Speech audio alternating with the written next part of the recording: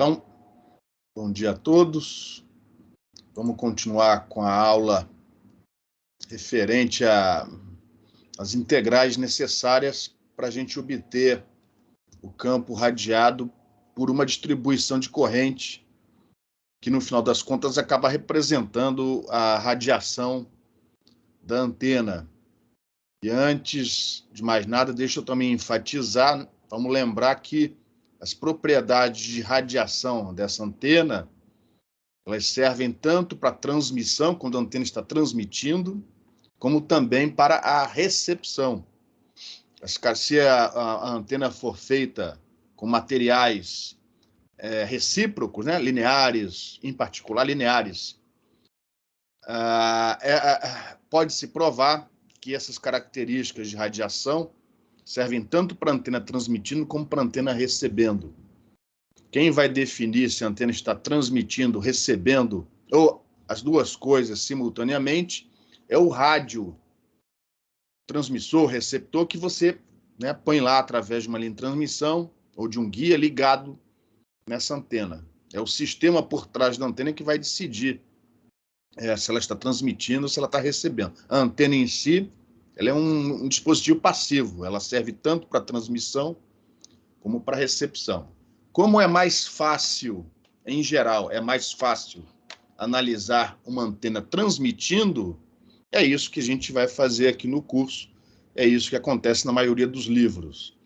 As características que a gente vai começar a obter a partir do finalzinho da aula de hoje, ou a partir da próxima aula, servem tanto para a transmissão como para a recepção. Então, assumindo que essa antena está transmitindo, está irradiando, a gente obtém de alguma maneira, ou de forma aproximada, ou através de medições, ou através de simulação numérica, a gente obtém a densidade de corrente que representa essa antena e a gente integra essas correntes para obter o campo radiado. Essencialmente é isso. E esse cálculo fica muito mais fácil quando o observador está muito afastado da antena. A gente chama essa região de observador muito afastado de região de campo distante. E a gente viu no finalzinho da aula passada que quando esse observador tende, vamos dizer assim, para o infinito, quando ele está muito afastado da antena, sendo essa antena finita, esses dois vetores aqui, o R menos R' e o R, tendem a ficar paralelos um ao outro.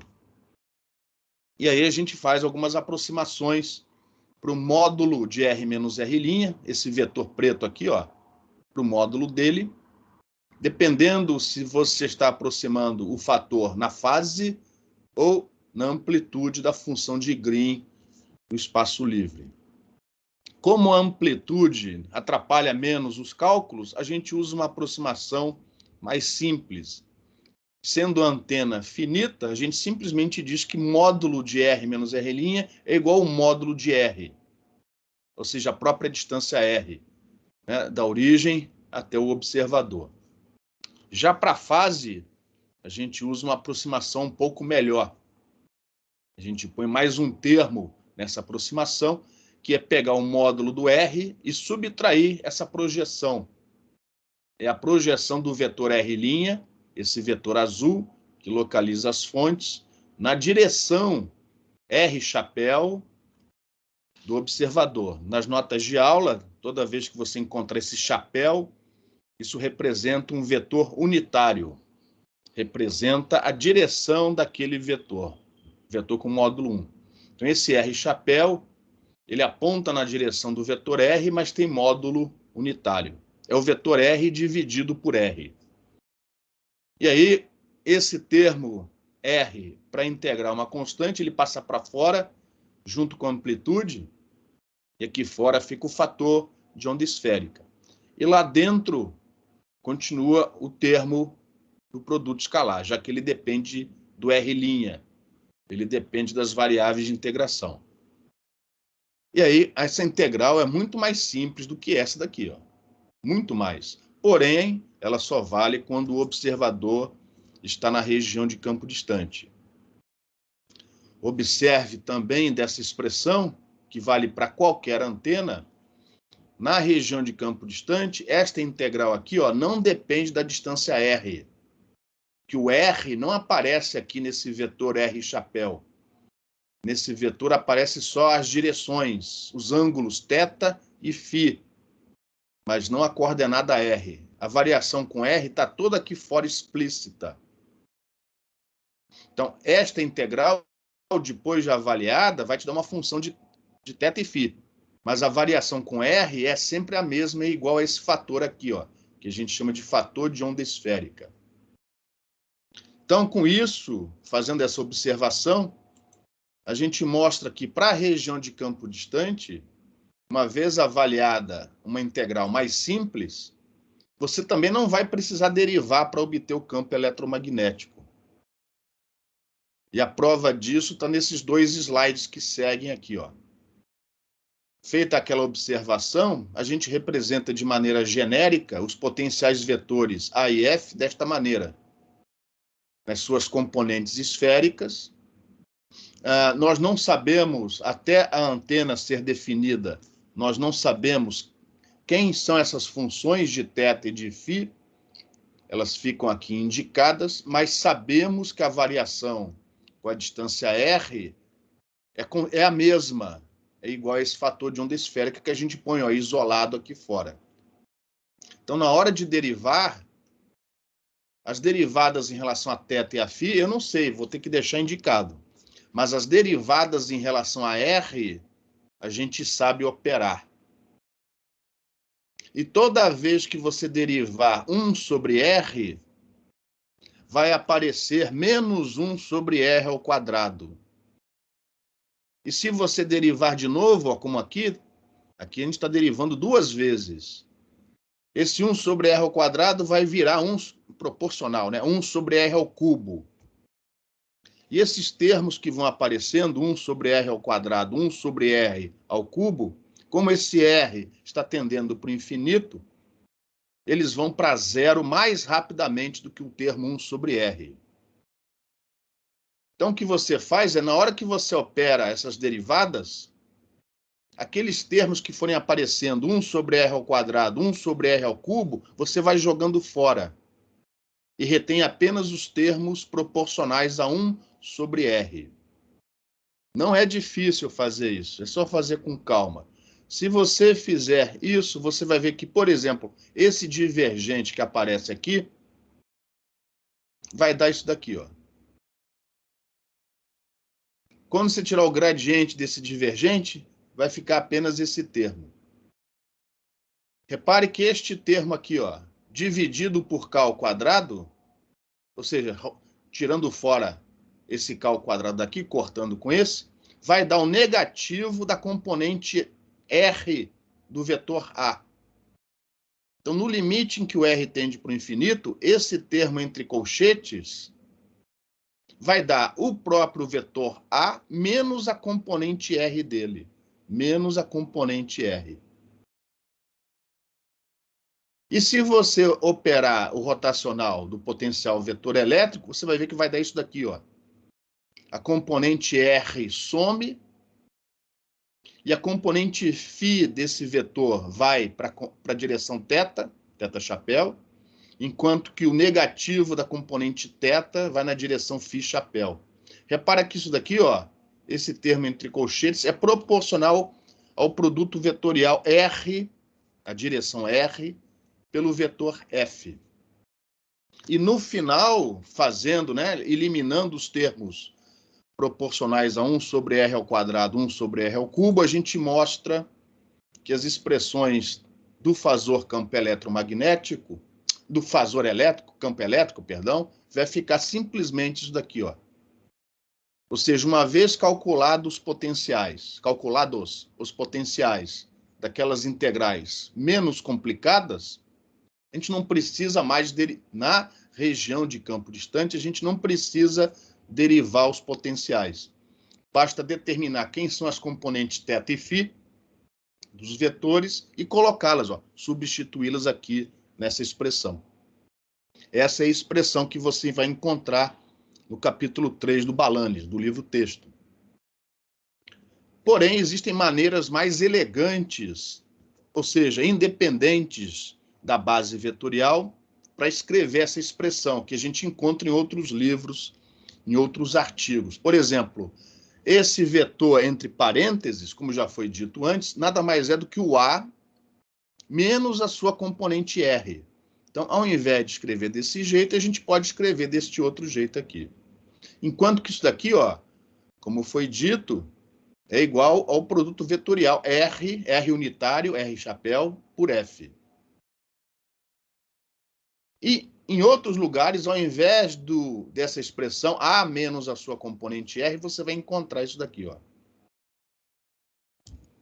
Isso daqui, ó, o negativo disso é a mesma coisa que essa operação. Depois você faz, se você não está acreditando, faz depois para verificar que é. Ou seja, a boa notícia é que além da integral na região de campo distante ser mais simples, você no final ainda não precisa derivar os potenciais para obter o campo elétrico e, por dualidade, ó, o campo magnético. E mais do que isso, se você observar a expressão do campo magnético e comparar com a expressão do campo elétrico, você vai ver que essa relação é verdadeira. Ou seja, na região de campo distante, você nem precisa calcular o campo magnético. E essa onda, essa frente de onda, além de ser uma frente de onda esférica, ela é TEM, transversa eletromagnética. Então, por motivos, né, históricos, na região de campo distante, a gente só trabalha com campo elétrico. E se eu não estiver enganado, foi aqui que eu parei no finalzinho da última aula. Então, antes de prosseguirmos, alguma pergunta? Alguma dúvida?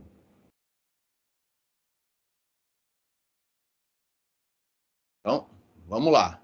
Vou passar aqui a transparência e começar a apresentação dos slides, como de costume.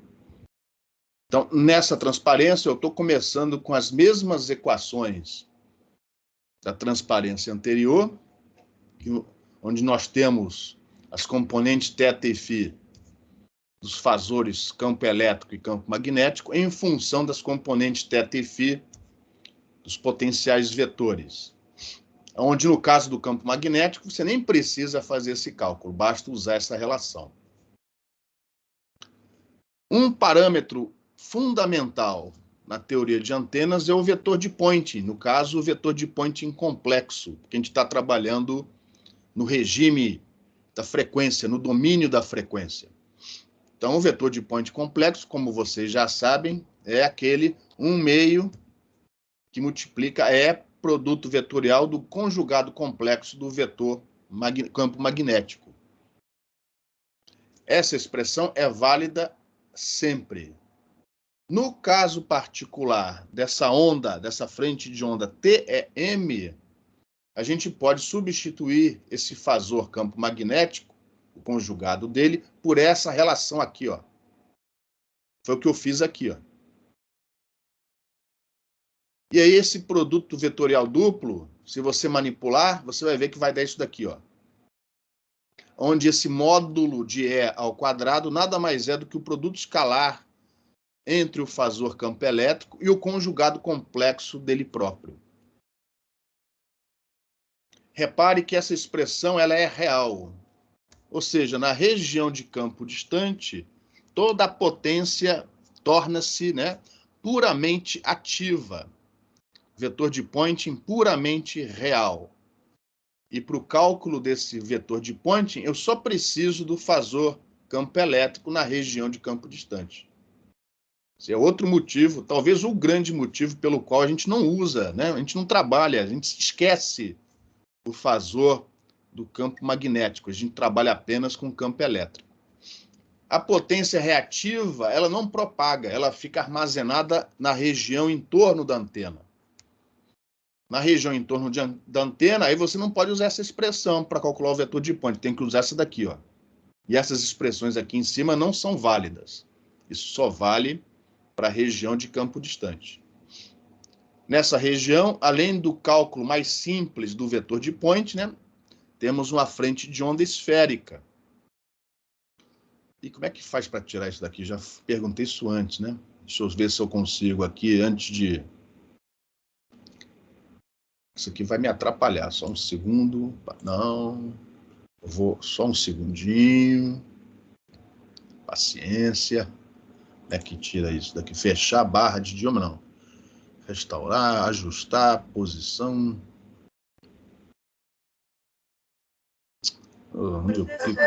Oi? Você apertar só o F5 para ficar em modo apresentação, ele deve sumir, talvez. F5, acabei de apertar F5. Deixa eu tentar de novo. Apareceu ele. Vamos ver aqui. Bloquear a barra de tarefa. Pronto. Isso é bom ou é ruim? Não sei.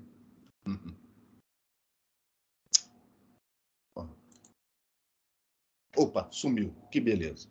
Vou voltar aqui então, pessoal. Então, como a frente de onda é esférica, na hora que a gente for calcular a potência radiada pela antena, a gente vai precisar calcular o fluxo desse vetor de Poynting numa superfície, através de uma superfície fechada que englobe toda a antena, toda a estrutura. E, obviamente, se a gente fizer esse cálculo na região de campo distante, a melhor superfície é uma esfera. A gente vai usar uma superfície esférica com raio R muito grande para fazer o cálculo mais tarde, né, da potência radiada. E, para isso, a gente vai precisar do fasor campo elétrico na região de campo distante. E essas aproximações só valem para a região de campo distante. Em relação a esse slide, alguma pergunta?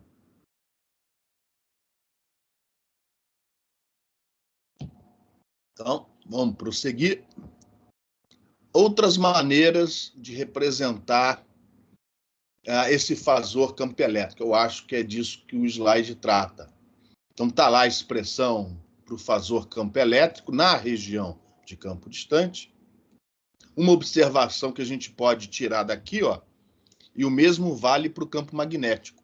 Repare que as componentes na direção R, tanto do potencial vetor magnético como do potencial vetor elétrico, elas não contribuem para a radiação na região de campo distante.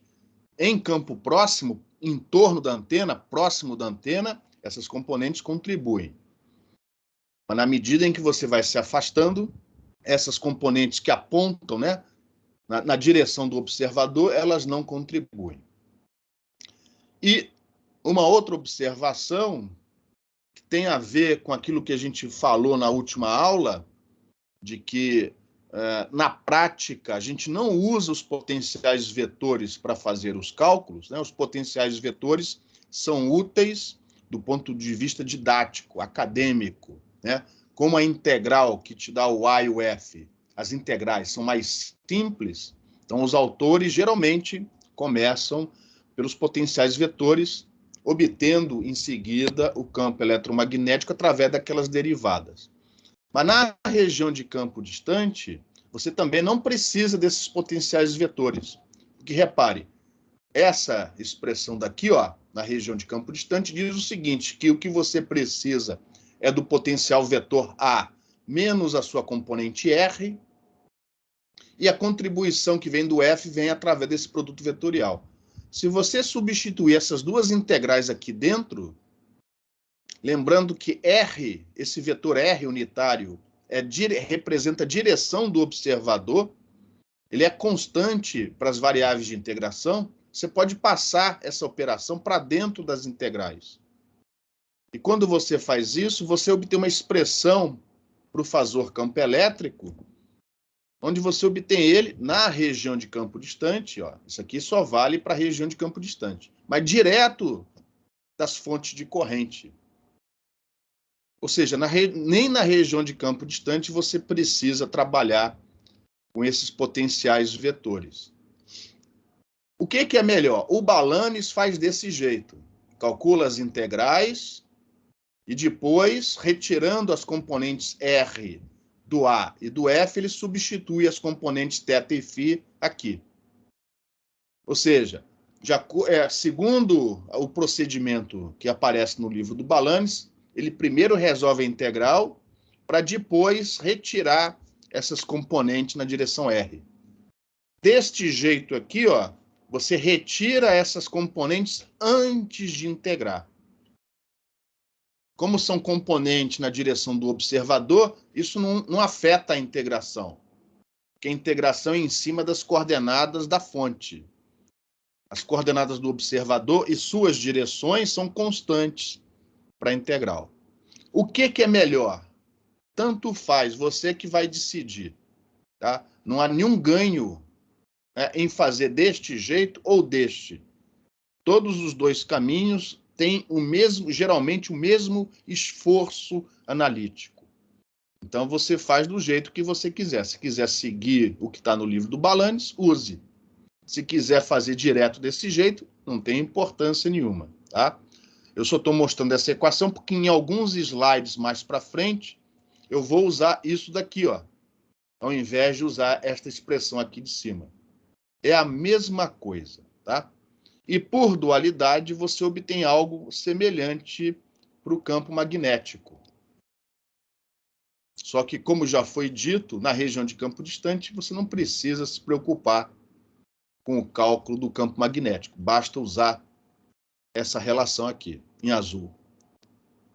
Em relação a estas duas integrais, alguma pergunta? Alguma dúvida? Estão todos aí? Sim. Beleza? Sim. Então tá. Então, em alguns slides, eu vou usar, aliás, em vários slides, eu vou usar essa expressão ao invés daquela do slide anterior. Mas é rigorosamente a mesma coisa, tá? Você não precisa fazer desse jeito. Você pode fazer como está no livro do Balanes.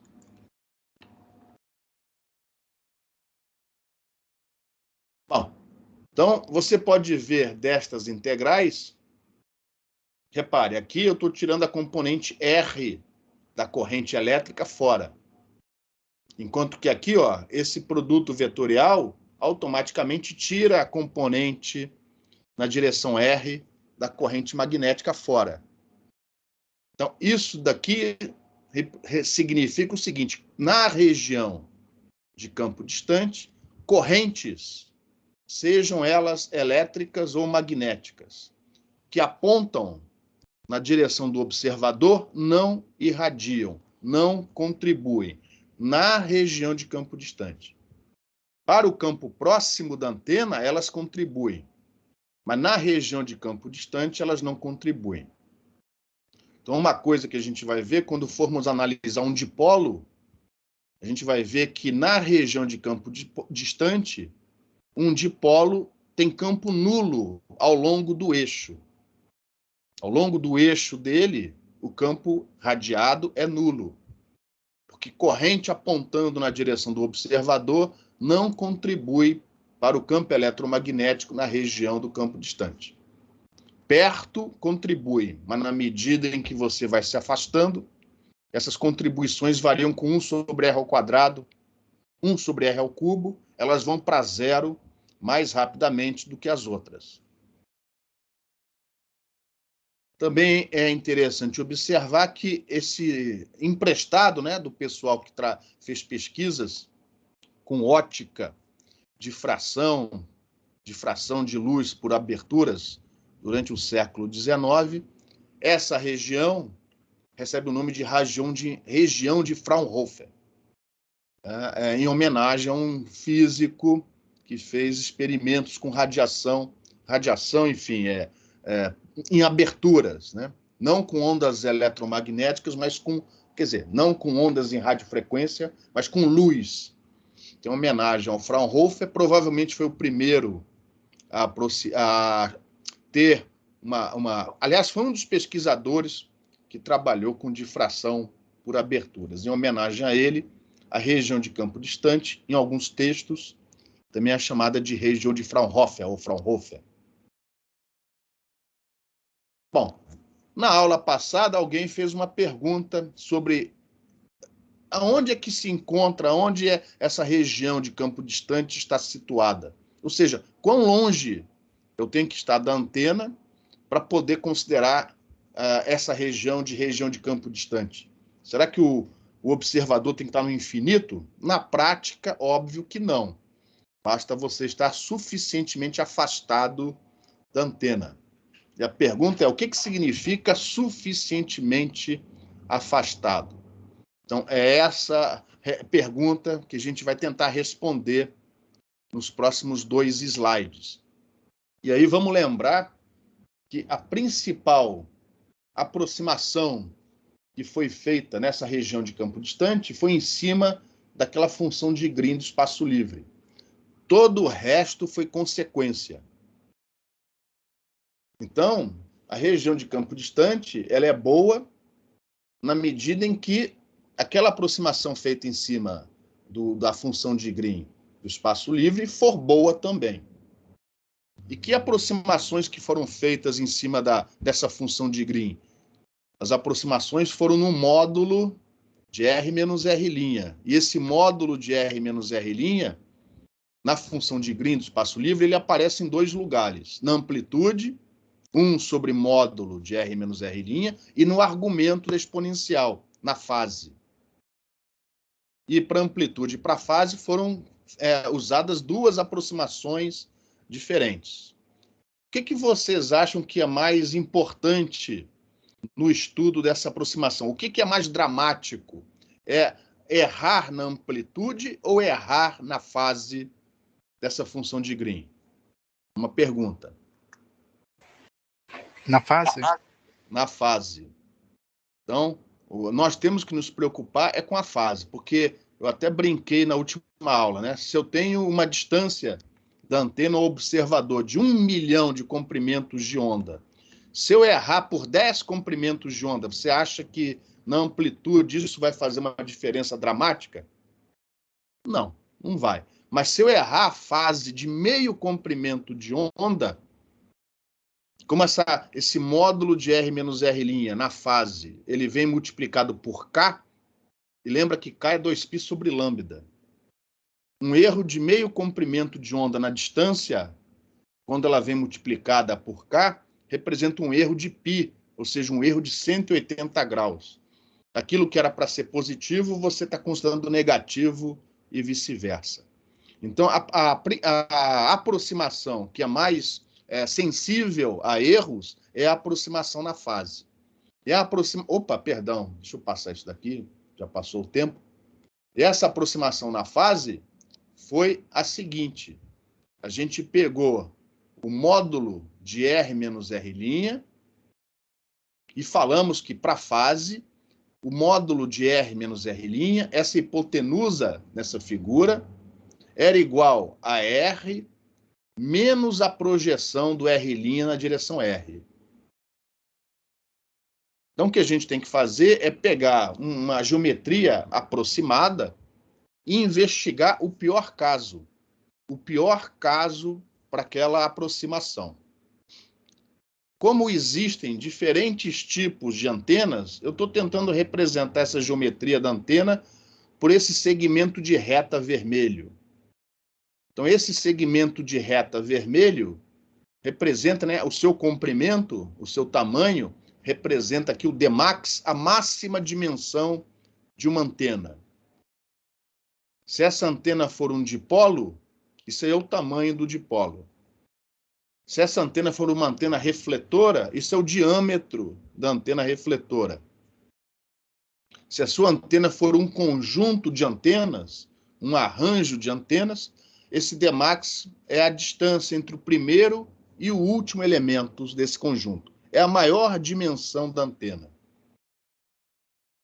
Dada a maior dimensão da antena, a pior situação é essa que está ilustrada na figura. Ó. É quando o vetor R, que localiza o observador, esse campo, esse ponto verde aqui, ó, ele é perpendicular ao vetor R'. Lembrando que R' localiza os pontos da antena, os pontos onde a corrente está definida. Repare, nessa figura, quanto vale o produto escalar R', escalar R chapéu? Quanto vale? 0. porque ó, a projeção do R' na direção R é nula. Então, nessa situação, que é o pior caso, a gente está dizendo que para a fase, o módulo de R menos R', ou seja, esta hipotenusa, é igual a R, é igual ao cateto. E, obviamente, isso não é verdade, é uma aproximação. Quando é que essa aproximação fica boa? É uma pergunta. Quando o observador está afastado suficientemente da antena, na região de campo distante. Exatamente. Se esse pontinho aqui, ó, começar a se afastar, for lá para o infinito, essa aproximação começa a ficar boa. Ou quando a antena é muito pequena, ó. Se esse vetor R' aqui em azul for pequeno, a aproximação também é boa. Então, o que a gente tem que fazer é o seguinte, é pegar o valor correto desse módulo de R menos R', comparar, né, subtrair da aproximação, multiplicando por K, que é uma fase, e perguntando o seguinte, qual é o maior erro de fase que a gente tolera para que as aproximações possam ser consideradas boas? Ao fazer isso, a gente vai ter uma fórmula para essa distância R, o menor R possível, para um certo erro de fase tolerável, em função da dimensão da antena e, como vou multiplicar por K, em função do comprimento de onda. Deu para entender o procedimento? Alguma pergunta até o momento?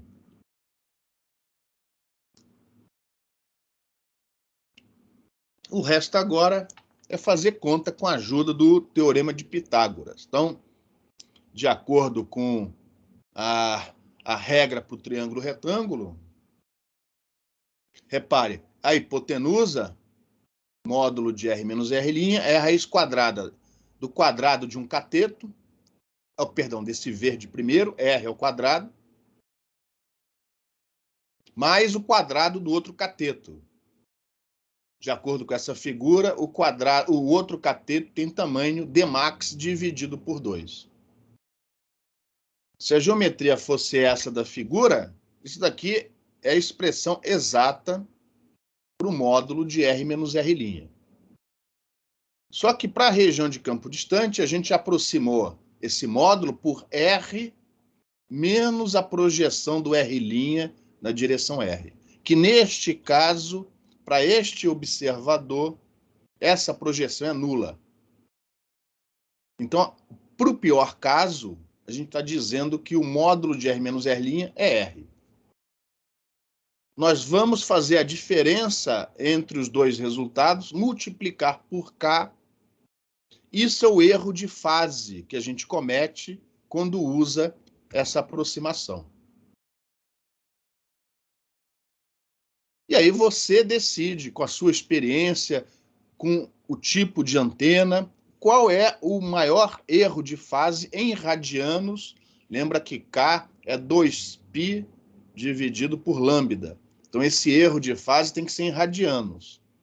Você estabelece um erro de fase e, a partir dessa expressão, dado o tamanho da antena, dado o comprimento de onda, você obtém a menor distância R, a partir da qual você já pode considerar região de campo distante.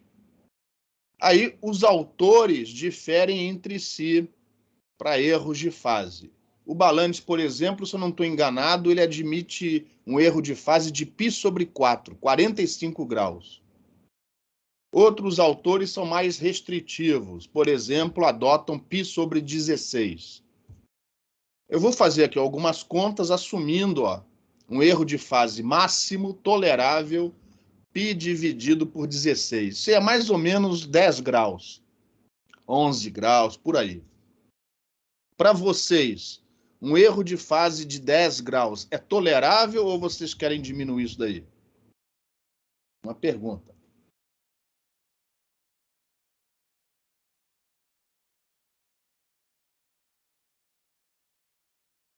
Oi?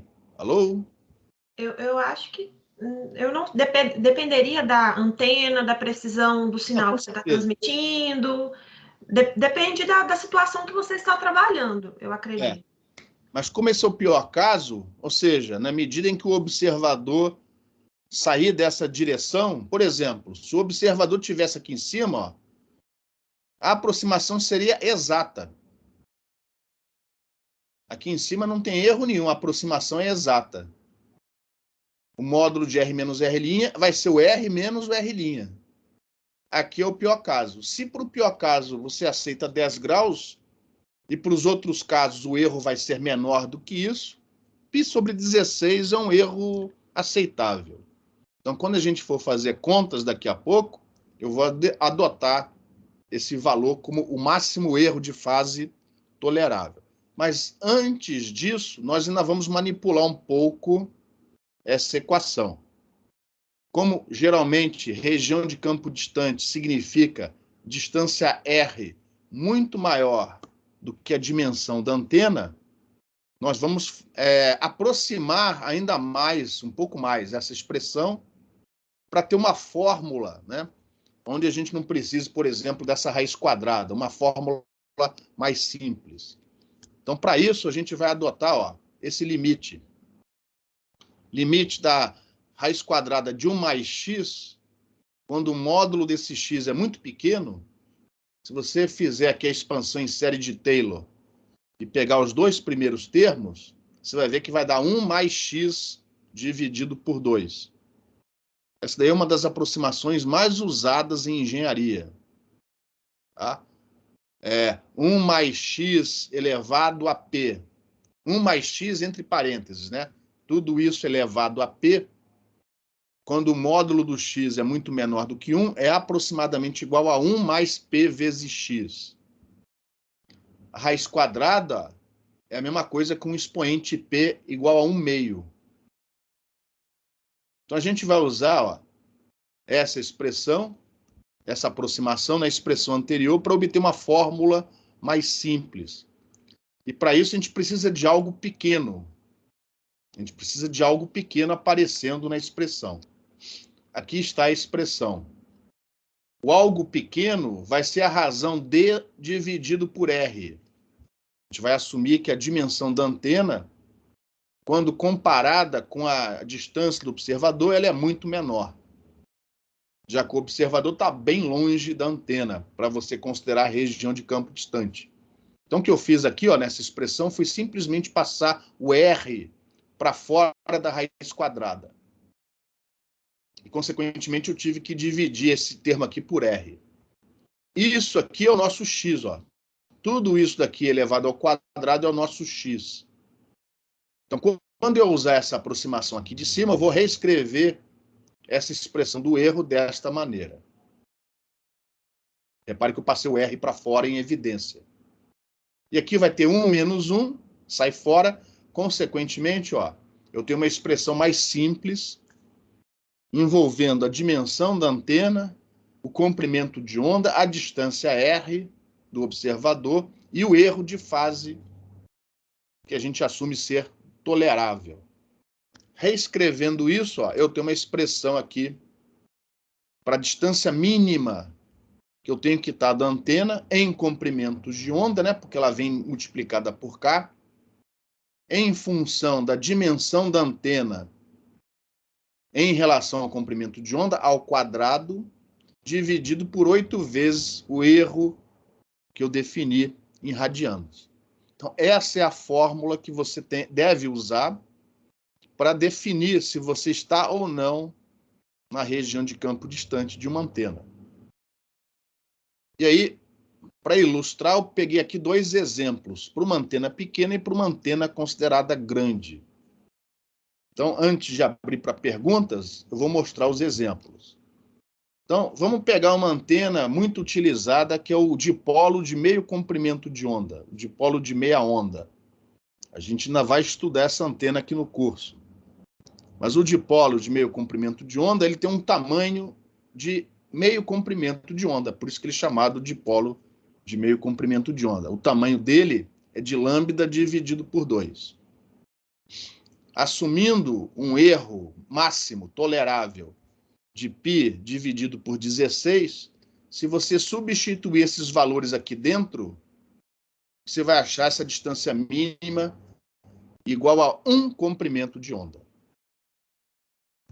Ou seja, para uma antena com tamanho de meio comprimento de onda, se você estiver afastado de 1 comprimento de onda, você já está, na prática, na região de campo distante. Isso é muito longe ou não?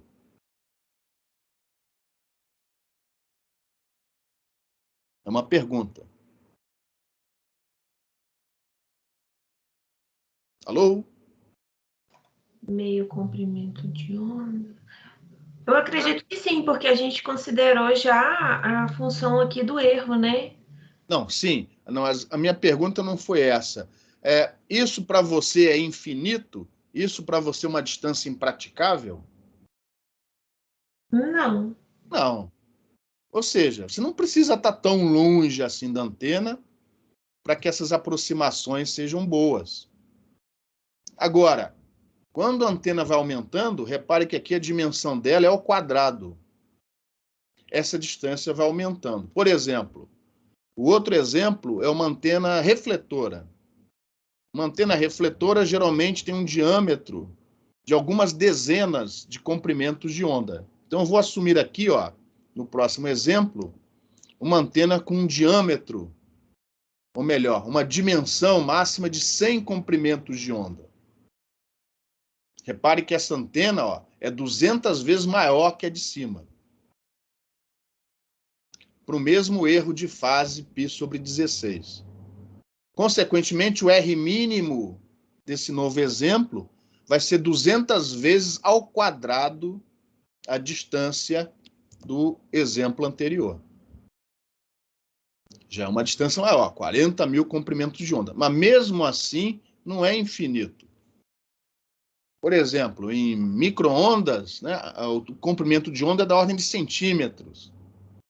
Então, você tem que estar aí a 40 mil vezes alguns centímetros afastado da antena. Isso é infinito? Isso é estar no infinito? Ou é uma distância prática? Você consegue montar um enlace com 2 antenas refletoras respeitando esse critério? Consegue, sem problema nenhum. Tá? Então, para você estar na região de campo distante de uma antena, você não precisa estar no infinito. Tá? Essas aproximações são boas se você respeitar essa regra aqui que aparece em vermelho. Em relação a esse slide, alguma pergunta? Ficou claro como definir se o observador está ou não na região de campo distante? Sim. Beleza? Respondida a pergunta? Respondeu sim, professor. Beleza. Se eu não estou enganado, vocês vão encontrar isso também no livro do Balanes. Não necessariamente no capítulo 3, tá? Mas vocês encontram esse assunto também no livro texto. E o que eu vou fazer agora é, mais uma vez, analisar o dipolo infinitesimal. A gente já fez isso. A gente já achou a resposta para o campo radiado por esse dipolo infinitesimal. Para o campo não, mas para o potencial vetor já. Então a gente vai repetir o problema. Só que agora eu vou repetir esse problema usando a formulação integral para fixar a ideia. A gente já resolveu esse problema resolvendo direto a equação de onda não homogênea. Eu agora vou resolver de novo o problema, lógico que o resultado vai dar o mesmo, só que usando as integrais, para fixar, para tentar ilustrar como você manipula esses vetores, em particular o vetor R do observador e o vetor R'. Apesar daqui ser muito simples, né? Porque vamos imaginar como o dipolo é infinitesimal, então esse tamanho L dele é muito, muito, muito, muito pequeno. Consequentemente, a aproximação que a gente vai adotar é fazer o módulo desse vetor R', esse vetor azul, a gente vai, onde ele aparecer daqui a pouco, a gente vai dizer que ele tende para 0. Porque se o L tende para zero, né, o módulo desse vetor R' também tende para zero. Ele não pode, o módulo dele não pode ser maior do que L dividido por 2. Já o observador, inicialmente, eu não vou assumir esse observador na região de campo distante. Tá? Esse é um dos poucos problemas onde você consegue resolver tudo analiticamente. Eu só vou falar da região de campo distante depois. Para o observador, a prática indica que o melhor sistema de coordenadas para representar a sua posição é o sistema esférico. Então, eu vou representar a posição do observador pelo vetor R, cujo módulo é a distância R, orientado com os ângulos θ e φ.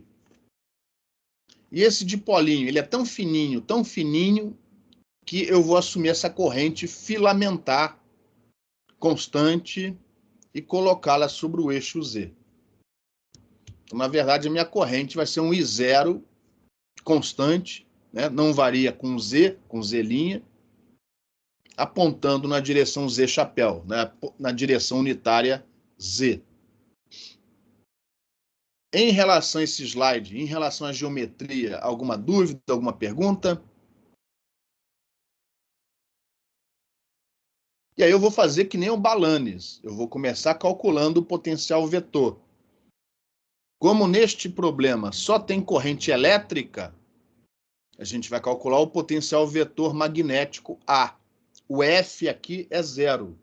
Neste problema não temos corrente magnética. Então tá lá, ó. Não estou assumindo região de campo distante. Eu vou obter as expressões válidas para qualquer posição de observador. Então tá lá a integral. A minha corrente está aqui, I0 na direção Z. É uma integral de linha, porque a corrente é um filamento, né, sobre o eixo Z. E eu vou usar a Z' como variável de integração. Os limites da integral vão de menos L sobre 2 até L sobre 2. Só que aqui o problema é muito simples, porque o dipolo, por definição, tem um tamanho tendendo para zero. Então, repare, eu vou chegar nessa exponencial, nesse módulo de R menos R', e vou dizer que módulo de R menos R' é praticamente igual a R. Já que o R' tende para zero. Por definição, porque o dipolo é o dipolo infinitesimal. E aí, mais do que isso, repare, I0, Z, chapéu, e esse fator de onda esférica são todos constantes, eles não dependem de Z'. Constantes para variável de integração Z'. Então, eu posso passar isso tudo para fora, e a integral vai dar simplesmente L. A integral de menos L sobre 2 até L sobre 2 dz' é simplesmente L. E aqui está o resultado. Resultado que a gente já tinha obtido antes, quando a gente achou a função de Green do espaço livre. Pode olhar lá atrás, comparar, vai ver que é o mesmo resultado. Dipolo infinitesimal colocado sobre a origem do sistema de coordenadas e apontando na direção Z. O que a gente não tinha feito ainda é obter o campo eletromagnético a partir da expressão do A. Aqui não tem jeito. Aqui você vai ter que resolver aquelas derivadas, porque a gente não está assumindo região de campo distante. Então, para achar o campo eletromagnético, você vai ter que pegar essa expressão e derivar. Essas derivadas são mais ou menos 2 páginas de conta. Não é difícil, é tranquilo, mas tem muita conta, porque, entre outras coisas, ó, tem 2 derivadas aqui, uma derivada dupla. O melhor é você fazer isso no sistema de coordenadas esférico. Você vai fazer isso como exercício, passo a passo, e eu não vou mostrar aqui, porque é só derivada é tranquilo. Aqui está o resultado final. O campo elétrico tem componentes nas direções R e θ. A componente E na direção φ dá 0. Enquanto que o campo magnético só tem componente na direção φ. As outras duas componentes são nulas. E aqui está a expressão do campo eletromagnético radiado por esse dipolo infinitesimal nas suas componentes esféricas. Repare que por simetria, como isso daqui tem simetria axial, o resultado não depende do ângulo φ. Só depende do ângulo θ, que a gente chama aqui, nesse caso, de o ângulo de elevação.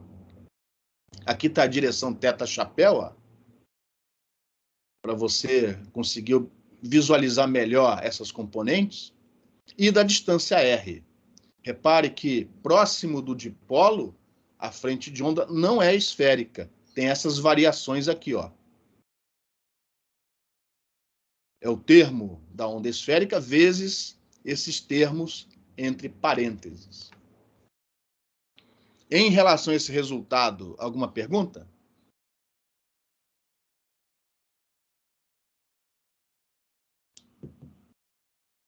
Com isso, a gente resolve o problema todo.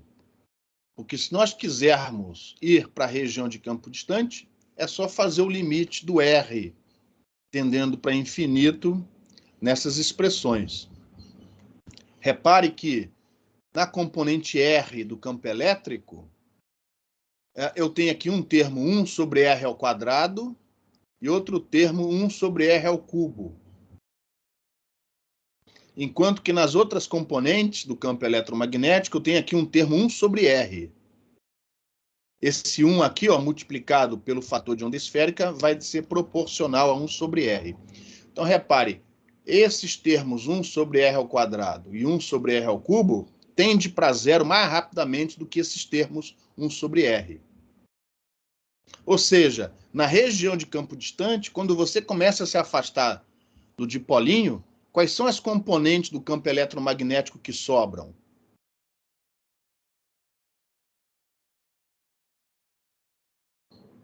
Uma pergunta. Alô? Seria somente na direção R? Não. Sim, verdade, não? As únicas componentes que sobram são essas duas aqui, ó. Ah, tá.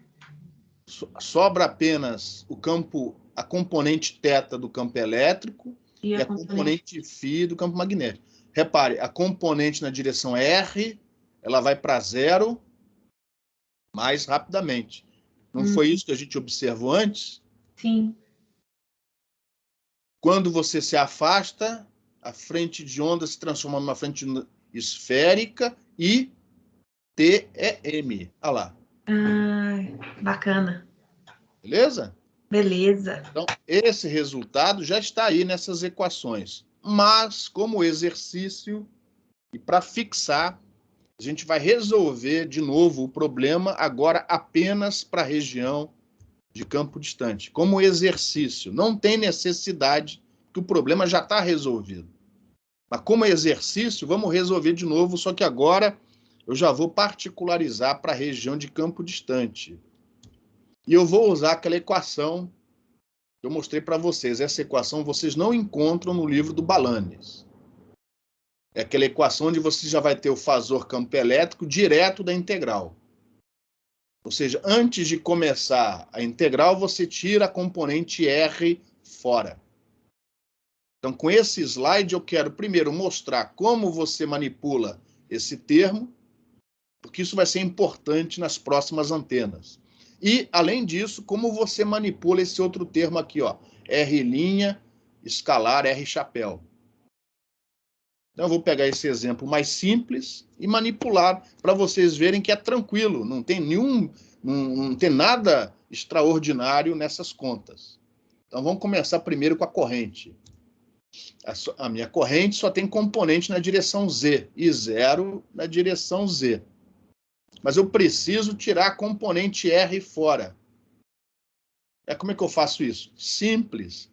Pega esse vetor com suas componentes cartesianas e com a ajuda do apêndice do livro, naquele apêndice sobre transformação, né, de um sistema de coordenadas para outro, represente esse vetor Z unitário nas suas componentes esféricas.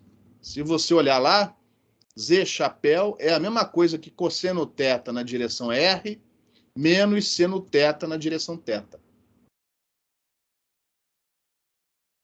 E aí, o que você tem que fazer é simplesmente pegar essa expressão e jogar a componente R fora. Então, isso daqui, ó, para o nosso dipolo infinitesimal, é igual a isso.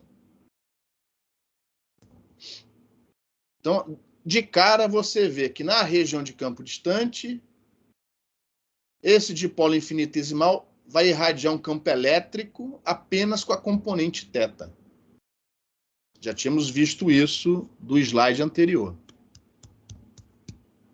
Em relação a essa equação, alguma pergunta? Todas as antenas você vai fazer a mesma coisa.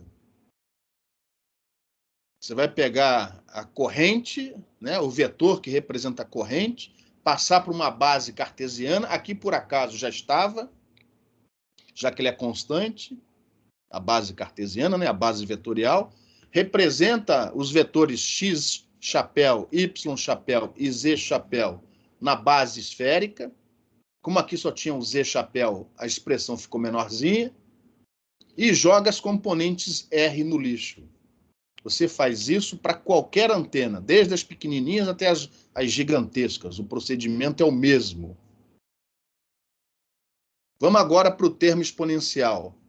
R' escalar R chapéu. O truque é representar os dois vetores, tanto o R' como o R chapéu, na mesma base vetorial. Então aqui você tem duas opções. Ou você pega o R' e descreve na base esférica do observador, ou você pega os dois e expressa na base cartesiana, já que ela é constante. Aqui tanto faz. Eu prefiro sempre passar os dois vetores, tanto o R' como o R chapéu, para a base cartesiana. Porque isso é um procedimento que você faz independente da geometria da antena. Esse procedimento mostra-se o mais útil, o mais prático. Principalmente quando você programa, né, faz um programa no computador. Você quer ter um algoritmo que valha para a maior quantidade possível de antenas. Geralmente, nem sempre, mas geralmente o mais indicado é representar os vetores na base cartesiana. Então é isso que eu vou fazer para operar esse produto escalar. O R', como a antena é um dipolo, e eu coloquei esse dipolo sobre o eixo Z, o R' é simples, é simplesmente Z' na direção Z. Onde o Z' vai de menos L sobre 2 até L sobre 2. Se eu representar, então, o R' na base vetorial cartesiana, eu vou fazer o mesmo com o R. Ó. E essa expressão aqui do R chapéu é sempre a mesma. Você vai usar tanto essa expressão no curso, mas tanto que você vai acabar decorando isso daqui. R chapéu é igual a seno θ cosseno φ na direção x, mais seno θ seno φ na direção y, mais cosseno θ na direção z. Lembrando que θ e φ são os ângulos do observador. Não se esqueça disso. Sem linha.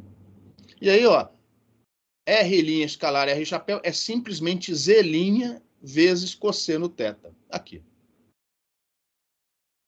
Você vai fazer isso para qualquer antena. O que vai mudar vai ser a expressão do R', porque ela vai depender da geometria da antena. Mas esse procedimento é sempre o mesmo. Z' é variável de integração. Então, em princípio, você não pode passar para fora da integral. Esse cosseno θ vai ser constante para a integral. Ele vai aparecer no final quando você avaliar a integral. Óbvio, né? O campo depende da direção em que você observa a radiação. Só que nesse problema em particular, tudo isso daqui é desnecessário. Eu fiz como exercício, mas é desnecessário, porque sendo o dipolo infinitesimal, você vai dizer mais uma vez que esse R', ou seja, o Z' tende para zero e essa exponencial, neste exemplo, vai dar 1. Nos outros exemplos, não vai ser desse jeito. Mas aqui, em particular, eu já podia ter de cara dito, ó, a exponencial é igual a 1, porque o módulo do R' é muito pequititinho. Bom, uma vez fazendo a aproximação da exponencial e olhando que esse termo entre colchetes é constante, você pode passar tudo para fora da integral. Mais uma vez a integral, o que resta, né, vai dar L e a resposta é simples. E se você observar, é a mesma resposta que você obtém do slide anterior, fazendo o limite do R tendendo para infinito. Ou seja, não precisava ter feito essa conta. A gente está fazendo isso daqui como exercício, para ilustrar, ó, em particular, as contas que foram feitas nessas duas linhas aqui em cima. Como lidar com o termo entre colchetes e como lidar com o produto escalar. Em relação a esse resultado, alguma pergunta?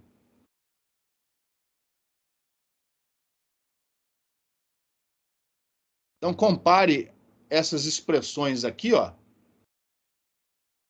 com aquelas do slide anterior, no limite do K vezes R tendendo para o infinito.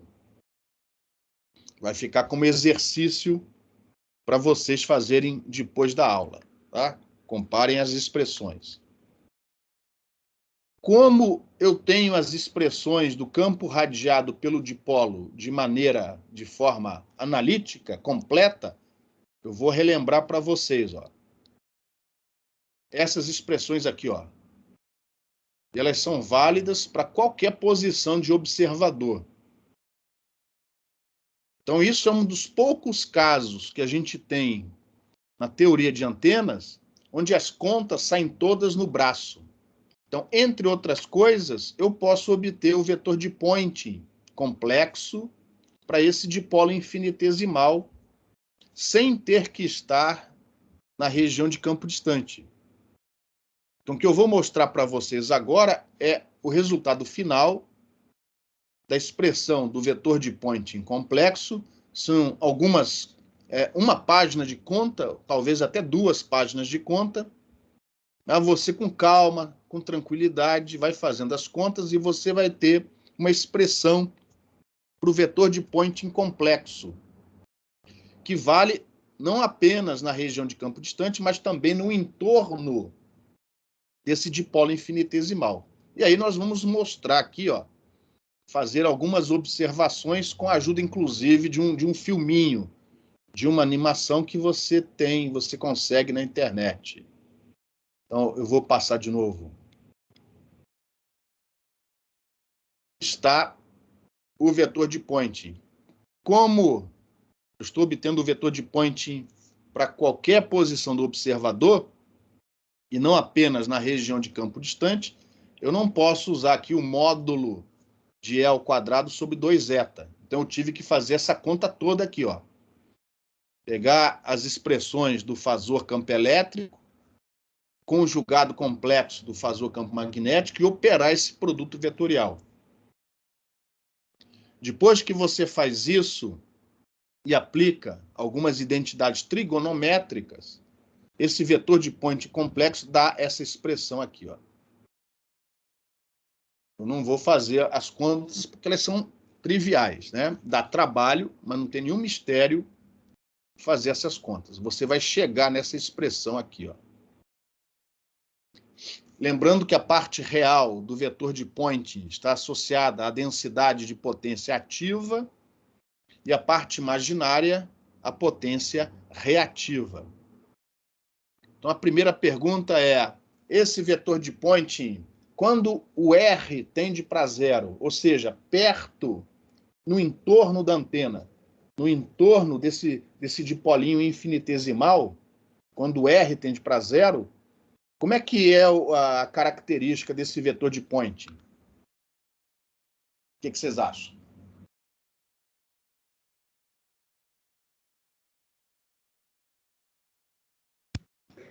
Seria totalmente reativo? Vamos ver se você tem razão. Porque aí esses termos que tem o R ficaria grande, porque eu estaria dividindo por zero, né? Então esses termos ficariam grandes demais e seria o oposto do que a gente viu para o campo distante. Exatamente. Olha só, nós temos aqui 4 termos dentro dessa expressão. Este termo daqui, ó, comparado com esse, quando o R tende para zero, ele fica maior. Esse daqui fica desprezível. E aqui desse lado também, ó, este termo, né, quando o R tende para zero, vai dar um termo aqui 1 sobre R ao cubo. Aqui também 1 sobre R ao cubo. Que junto com esse vai dar 1 sobre R à quinta. E esses termos que ficam quando o R tende para zero, ó, eles são puramente... Ó, eles vêm multiplicados por J. São os termos puramente reais? Não. Puramente imaginários. São imaginários puros. Então, repare, perto, no entorno da antena, o campo é totalmente, praticamente reativo.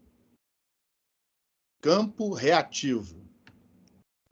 E quando você vai se afastando da antena, quando você vai se afastando desse dipolinho, o que acontece aqui nessa expressão?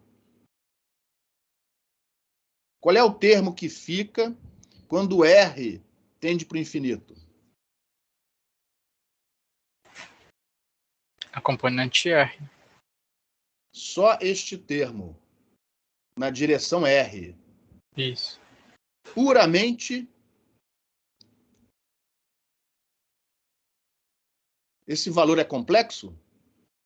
Real. Não. Real. Real. Então, quando você se afasta da antena, a potência reativa fica em torno da antena, armazenada na região em volta da antena, e longe da antena resta apenas a componente puramente ativa, que é a que propaga, levando informação de um lado para o outro. Então, repare que o vetor de Poynting, ele não tem apenas componente na direção de propagação, ó, na direção R. Neste caso, nesta antena, o vetor de Poynting tem componente na direção R e componente na direção θ. A gente vai ver o que isso significa nesse filminho. E na medida em que você vai se afastando da antena, vai ficar só a componente θ, vai para zero mais rapidamente do que esse termo, e longe da antena fica apenas a componente ativa, a componente puramente real desse vetor de Poynting, com o campo, né, a densidade de potência, perdão, né, caindo com o inverso da distância ao quadrado, como a gente já esperava. E na região de campo distante, ó, se você pegar essa expressão aqui, ó, e comparar com aquelas fasores para a região de campo distante que a gente obteve no último slide, você vai ver que vai dar isso daqui. Esse termo que aparece aqui, ó, na região de campo distante é igual a isso. Isso aqui só vale para a região de campo distante. Antes de mostrar essa animação, alguma pergunta sobre essas duas equações?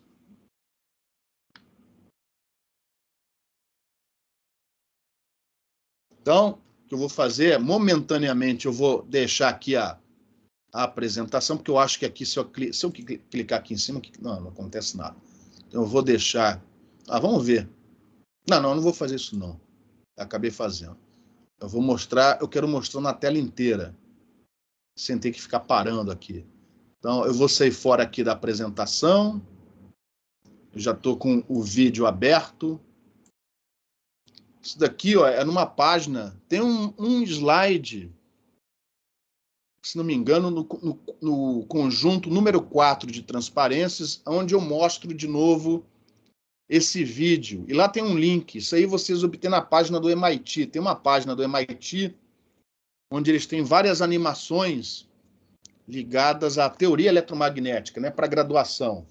Então, isso daí foi uma animação, lógico, não existe, como é que se diz, uma câmera capaz de filmar o campo elétrico. É uma simulação computacional, variando no tempo, porém em regime harmônico. O que os caras fizeram? Pegaram as expressões anteriores, multiplicaram pelo E elevado a J ômega T e tiraram a parte real, ou seja, voltaram para o domínio do harmônico temporal. E aqui estão apenas as linhas de campo elétrico. Tá? Essas linhas que vocês veem aqui são as linhas de campo elétrico. Eles não colocaram aqui as linhas de campo magnético, senão ia ficar uma confusão, não ia dar para ver nada. Tá? Então aqui eu vou mostrar as linhas de campo elétrico variando no tempo para esse dipolo infinitesimal. Como é periódico, o filme ele está num loop, então parece que a coisa é mais ou menos, né, contínua. Então vamos lá, eu vou deixar primeiro vocês olharem para a animação, sem falar muita coisa. Olha para a animação. Depois eu vou fazer uns comentários.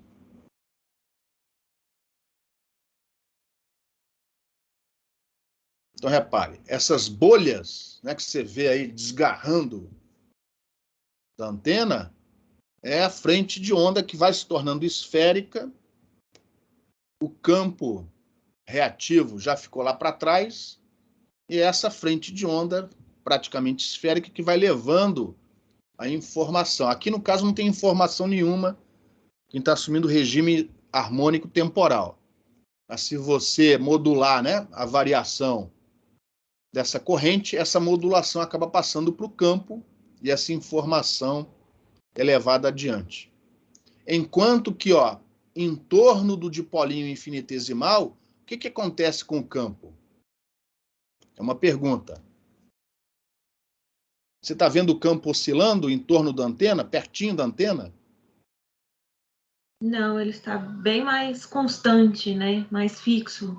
Lembra quando a gente achou a solução do dipolinho, que a gente falou assim, neste problema, matematicamente, o comportamento para R igual a 0 é similar ao comportamento para K igual a 0. Lembra disso? Não, mas foi dito. Então, sim, repare, tá, em torno da antena, não é para qualquer antena, é para o dipolo infinitesimal. Você tem um comportamento parecido com a solução eletrostática. Olha lá. A solução, a menos uma constante, é a mesma da solução eletrostática, de um dipolo eletrostático, duas cargas, uma positiva, outra negativa. Aí você vai se afastando um pouco mais, repare que tem movimento, não apenas na direção R, mas também tem movimento aqui, na direção θ.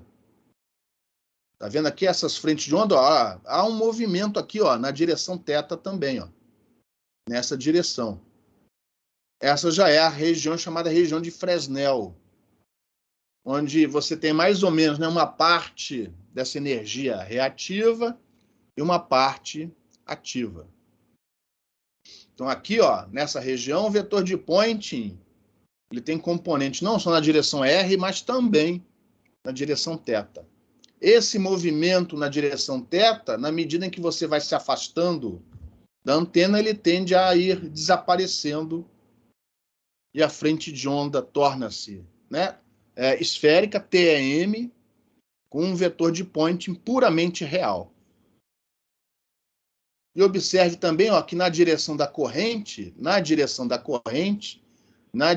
do eixo Z, na medida em que você se afasta, não tem campo radiado. Na região de campo distante, na direção da corrente, não há radiação.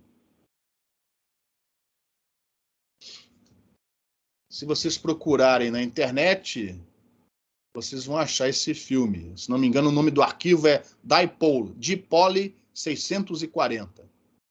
Se você procurar, você vai achar essa animação. Em relação a esse slide e essa animação, alguma pergunta, alguma dúvida? Não.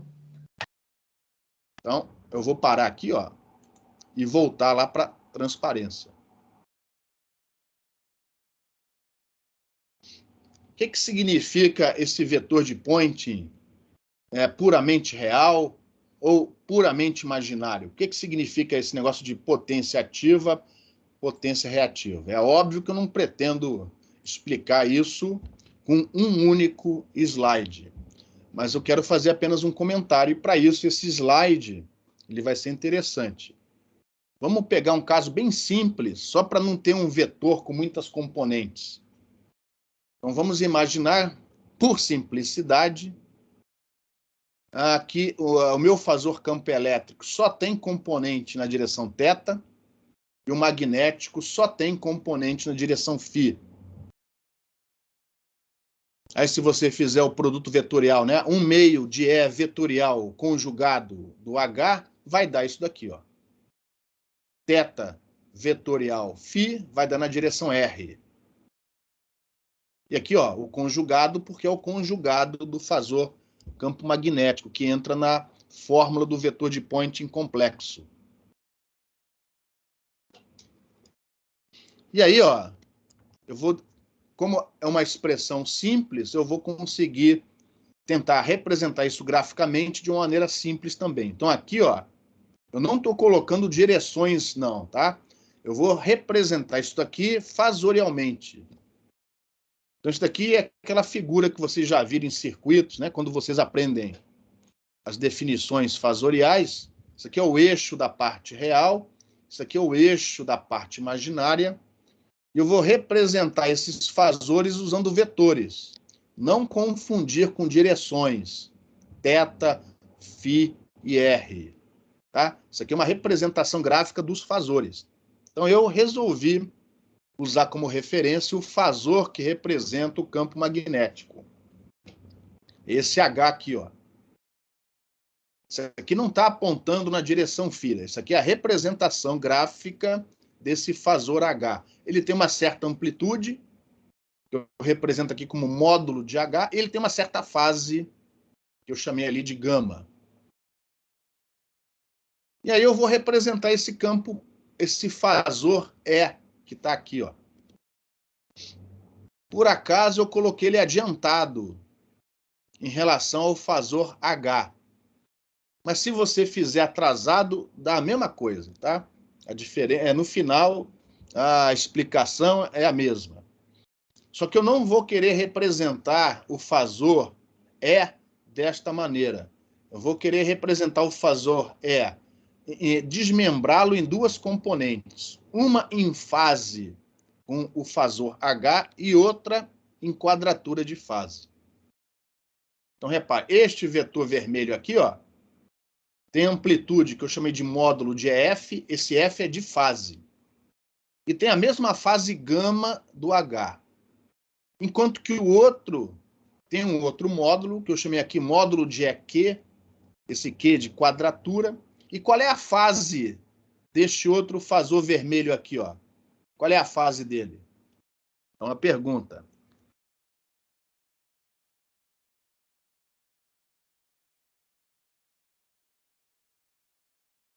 Qual é a fase deste fasor aqui vermelho?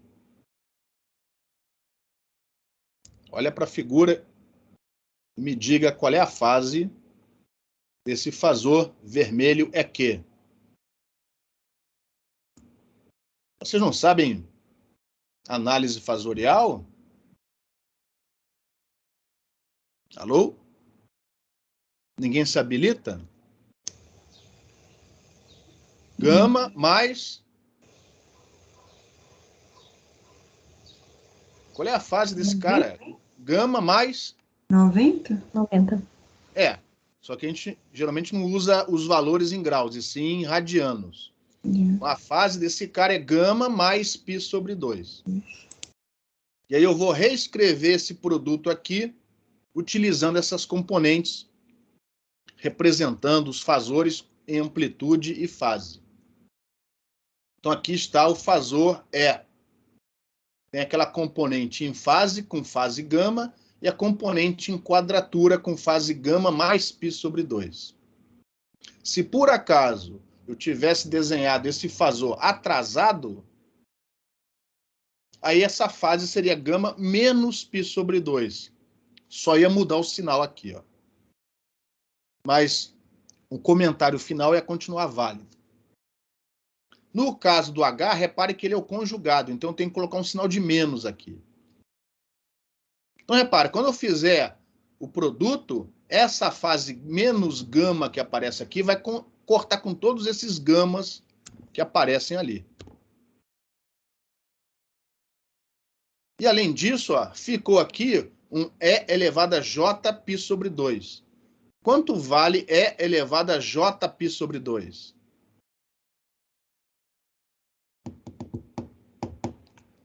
Se eu representar essa exponencial E elevado a Jπ sobre 2 em parte real e parte imaginária, quanto vai dar?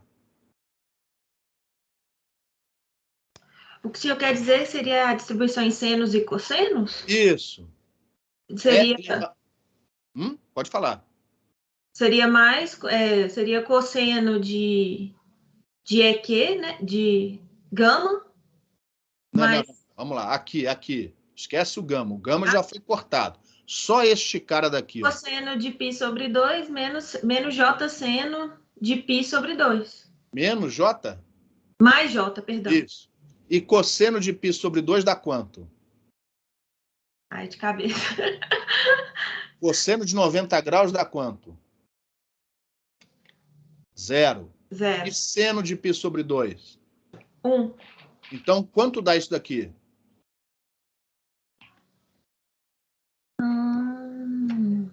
Bacana.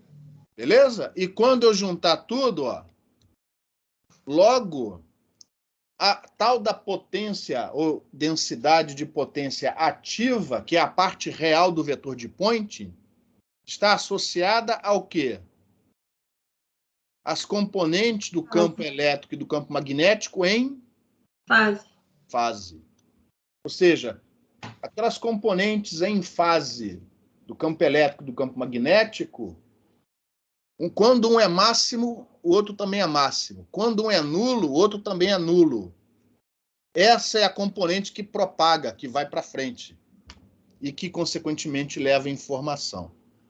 A parcela reativa é aquela onde o campo elétrico e o campo magnético estão defasados de 90 graus, estão em quadratura de fase. Ou seja, quando um é nulo, o outro é máximo. Aí eles ficam oscilando e não saem do lugar. Então, é isso que, essencialmente, representa a parte real e a parte imaginária do vetor de Point. Então, o que propaga é aquilo onde o campo elétrico e o magnético estão em fase. Vocês viram isso, algo muito parecido, muito relacionado com isso, só que em linhas de transmissão, distribuição de energia. Em distribuição de energia, o que você quer? Que o fator de potência seja igual a 1. E o que é esse 1? Máxima transferência de potência. Isso, mas esse 1, esse valor 1, o que é 1? O que é o fator de potência? É o cosseno de um ângulo. Isso. E que ângulo é esse? O ângulo entre os campos. Então, se você quer ele 1, quer dizer que os dois vão estar em fase. Exatamente. É a mesma coisa, tá? Só que lá em distribuição de energia, vocês viram isso para tensão, corrente, numa linha de transmissão. Aqui você está vendo para radiação. Mas a física por trás é mais ou menos a mesma. Você quer que esse campo elétrico e esse campo magnético estejam em fase e, consequentemente, que a potência reativa seja a menor possível para que todo o esforço vá na transmissão dessa informação de um lado para o outro. Aqui eu vou aproveitar, já que eu estou falando de dualidade, né? A gente falou de dualidade na semana passada, para só mostrar para vocês, porque depois, mais tarde, eu vou comparar esse resultado com o resultado do campo radiado por um loop de corrente. No caso, um loop infinitesimal, ou seja, um anel de corrente muito pequititinho. E aí a gente vai mostrar que a menos de uma constante, o campo radiado por um loop de corrente muito pequeno A gente chama isso de loop infinitesimal. É semelhante a de um dipolo magnético infinitesimal. Então, se ao invés do dipolo infinitesimal ter corrente elétrica, né? Se ele tivesse corrente magnética, a gente não precisa resolver tudo de novo. É só pegar os resultados anteriores e aplicar aquela tabela de dualidade. Então, ó, eu já vou mostrar direto os resultados. A gente pega aqueles resultados que a gente obteve um pouco antes, o que é na direção R vira H na direção R, o que era I0 vira M0, M0 vai ser a amplitude, né, dessa corrente magnética. O que era eta vira 1 sobre eta, enfim, você vai fazendo as substituições e sem ter que fazer conta nenhuma, você chega nas expressões do campo eletromagnético radiado por esse dipolo infinitesimal magnético. E na região de campo distante, aqui vão estar as expressões. Agora é o H que tem componente na direção θ, enquanto que o campo elétrico vai ter componente na direção φ. E na região de campo distante, como esperado, você vai ter uma frente de onda esférica e TEM. Essa característica não é só para correntes elétricas, é também para correntes magnéticas. E aí, já encaminhando aqui a aula para o seu final, vamos falar um pouco do princípio da equivalência. Esse princípio da equivalência, na verdade, a gente prova ele com todos os rigores numa outra disciplina que é ministrada aqui na pós-graduação, na disciplina de campos eletromagnéticos harmônicos. Aqui eu não vou provar para vocês o princípio da equivalência. Eu apenas vou dizer que ele existe e quais as consequências desse princípio. Mas, basicamente, o princípio da equivalência ele é bom para remover obstáculos de um problema. Então, deixa eu mostrar uma figura, talvez ajude mais. Imagine o seguinte, eu tenho uma antena representada por essas fontes de corrente verdinhas aqui, ó. Toda vez que você enxergar fontes, são correntes ou elétricas ou magnéticas, ou um conjunto de correntes elétricas e magnéticas que irradiam campo. E essas correntes irradiam na presença de um obstáculo, que eu coloquei aqui, ó. Esse obstáculo poderia, por exemplo, ser um corpo de elétrico ou um obstáculo condutor elétrico perfeito. Você que escolhe. Qual é o problema da gente resolver ou tentar resolver isto daqui, este problema que eu chamei de problema original, com a formulação que eu acabei de apresentar para vocês? Incluindo as aulas da semana passada. Qual é o problema? Justamente o obstáculo. Isso, exatamente. Porque a presença desse obstáculo não permite que eu utilize a função de Green do espaço livre. Exatamente, é isso.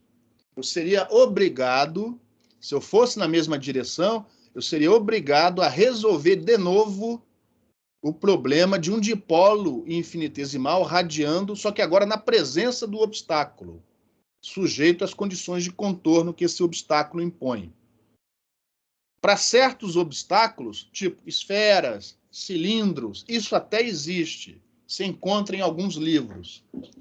Mas repara, um obstáculo mais geral, um obstáculo, por exemplo, um cilindro com seção reta triangular, ou um tetraedro, ou um corpo que não fosse esférico, tivesse uma forma arbitrária, seria impossível você achar essa função de Green analiticamente. Então, em problemas de espalhamento, em situação de um meio, né, para onde essa onda é espalhada, é um meio que pode ser considerado linear, homogêneo, isotrópico, é comum, ao invés de resolver o problema original, resolver um problema que a gente chama de problema equivalente.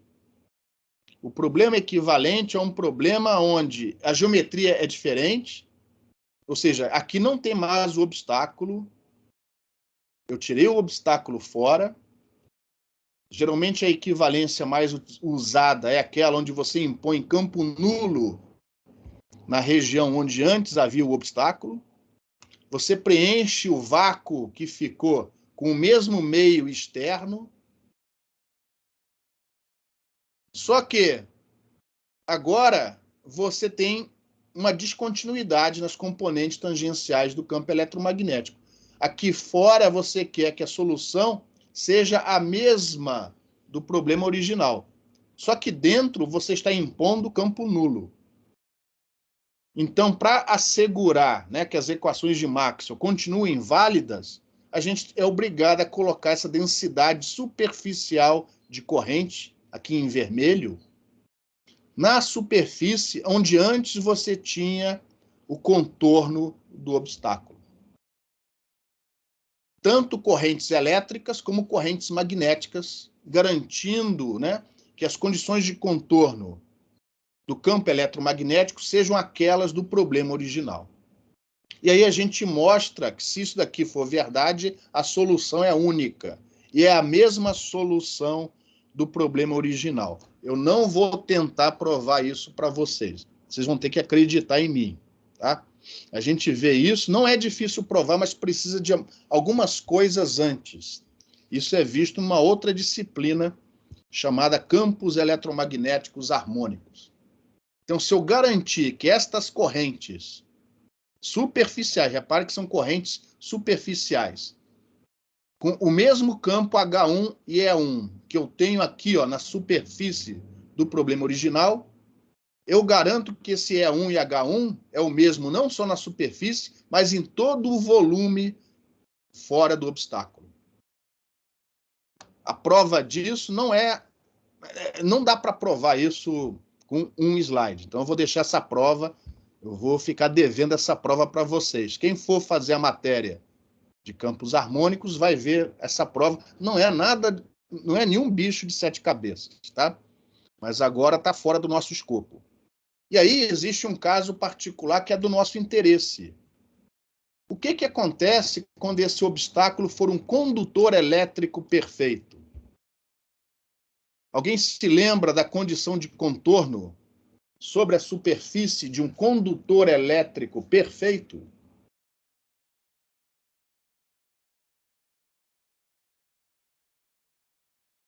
Como é que se comporta o campo elétrico na superfície?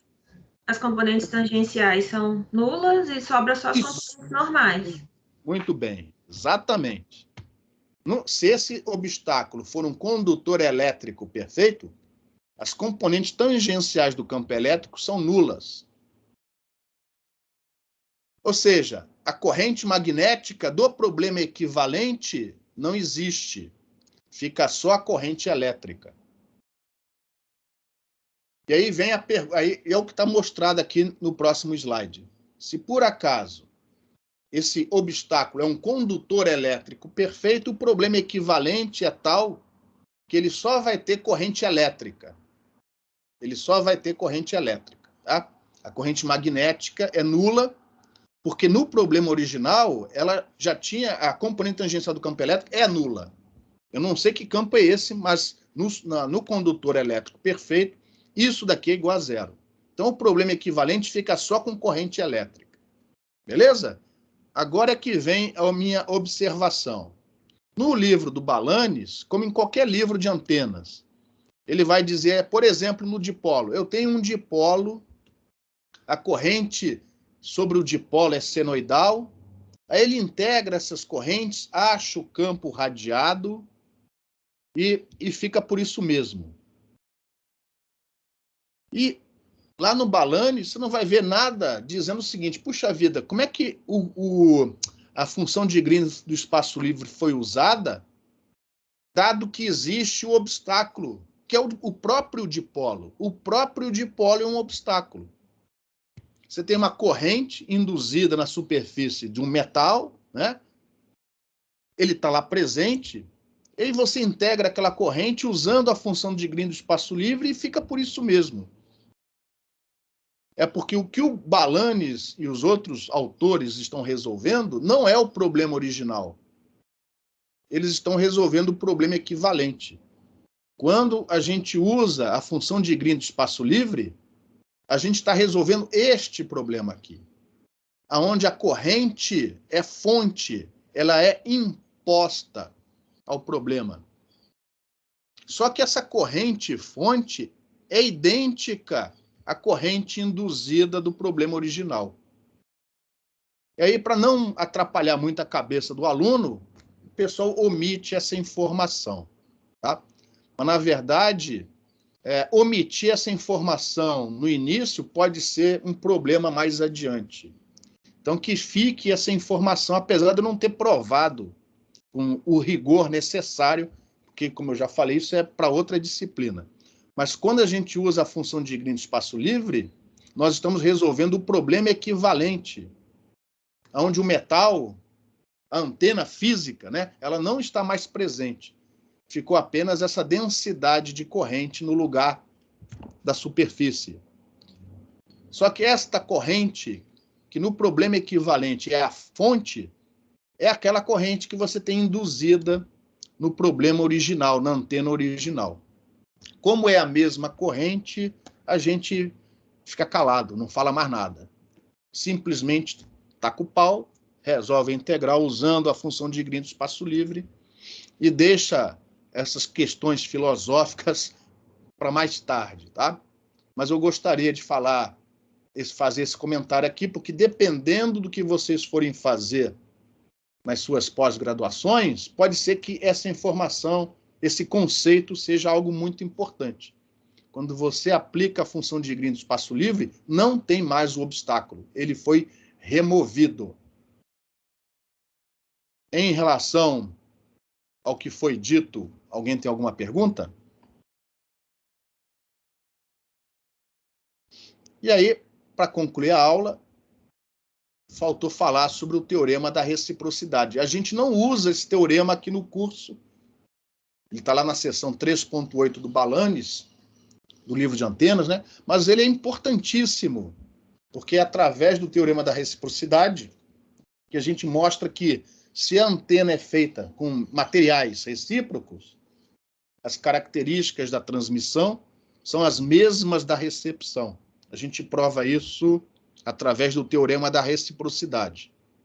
Nessa matéria, nessa disciplina que eu falei de campos harmônicos, tem um exercício lá do livro, texto, onde você mostra que as características da antena valem tanto na transmissão como na recepção.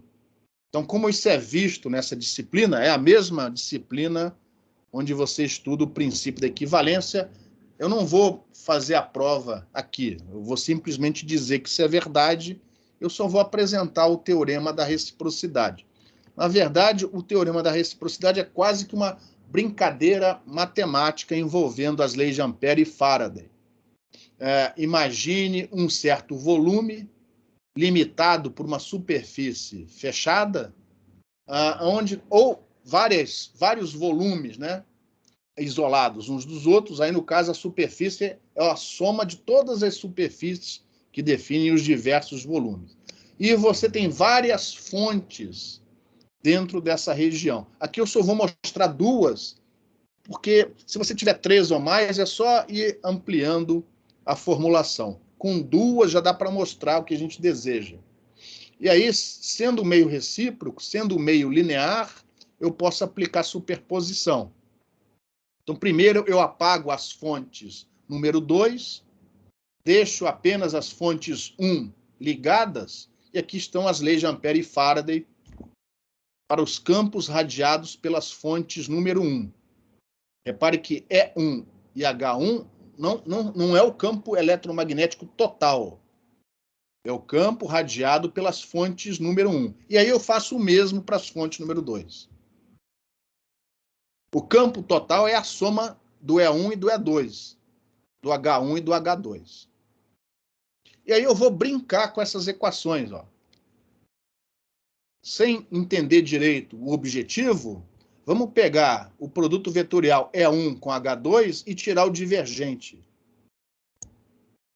Se você operar, ó, usando a identidade vetorial, eu reescrevo esse divergente desta maneira. E substituindo essas equações aqui dentro, ó, eu chego nisso.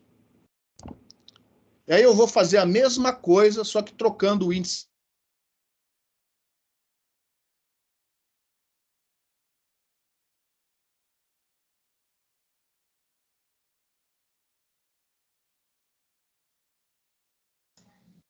Professor?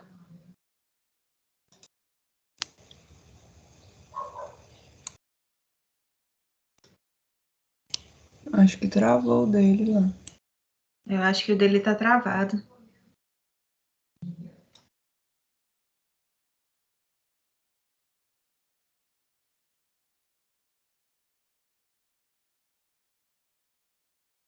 Como que avisa ele?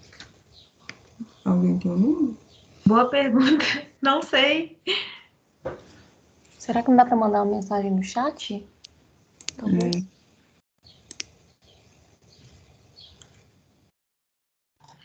Mandei aqui. Vamos ver se... Uhum.